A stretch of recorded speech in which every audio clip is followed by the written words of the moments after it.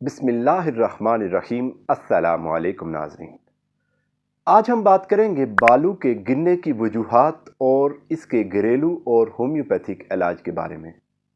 یہ مسئلہ مرد اور خواتین دونوں میں عام ہے اور اگر بروقت توجہ نہ دی جائے تو یہ گنج پن تک جا سکتا ہے۔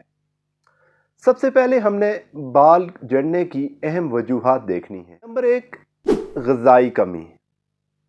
آئرن، وٹامن ڈی اور پروٹین کی کمی بالوں کو کمزور کر دیتی ہے۔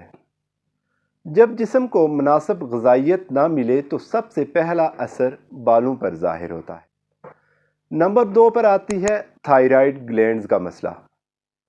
تھائرائیڈ گلینڈ اگر زیادہ یا کم کام کرے تو ہارمونی عدم توازن پیدا ہوتا ہے اور اس کی وجہ سے بال تیزی سے گرنے لگتے ہیں۔ نمبر 3، ذہنی دباؤ یا سٹریس۔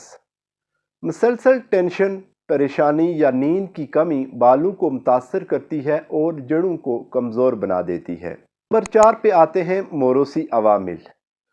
اگر خاندان میں بال جھڑنے یا گنج پن کا مسئلہ رہا ہو تو اس کا اثر اگلی نسلوں میں بھی دیکھا جا سکتا ہے۔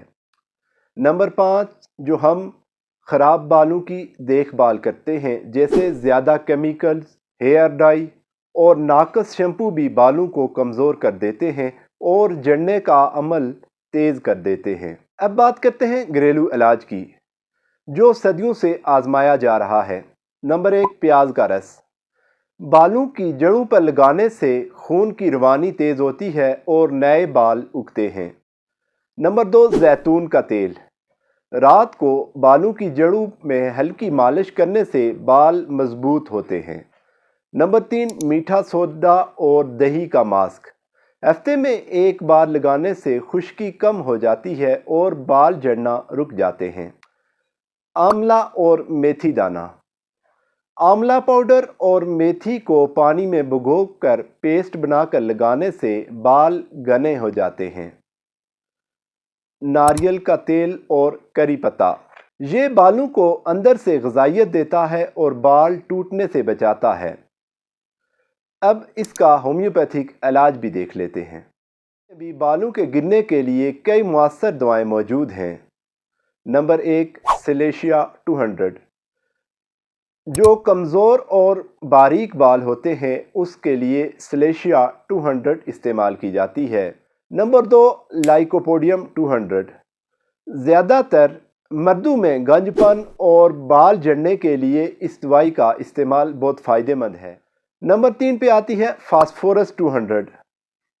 بال جھڑنے کے ساتھ ساتھ اگر خشکی اور خارش بھی ہو تو یہ بہت کارآمد ہے۔ نمبر 4، نیٹرم میور۔ دباؤ اور ذہنی تناؤ کی وجہ سے جو بال جھڑنے لگتے ہیں اس کے لیے یہ بہت مؤثر ہے۔ یاد رکھیے کوئی بھی دوا استعمال کرنے سے پہلے ہومیوپیتھک ڈاکٹر سے مشورہ ضرور لیں۔ تو ناظرین، بال جھڑنے کی اصل وجہ کو پہچاننا بہت ضروری ہے۔ اگر آپ اپنی غذا بہتر کریں، ٹینشن کم کریں اور گھریلو علاج کو معمول بنائیں تو بالوں کا جھڑنا کافی حد تک کم کیا جا سکتا ہے۔ ناظرین، امید ہے آج کی ویڈیو آپ کو پسند آئی ہوگی۔ اگر ویڈیو پسند آئی ہے تو ویڈیو کو لائک اور چینل کو سبسکرائب ضرور کریں۔ اللہ حافظ۔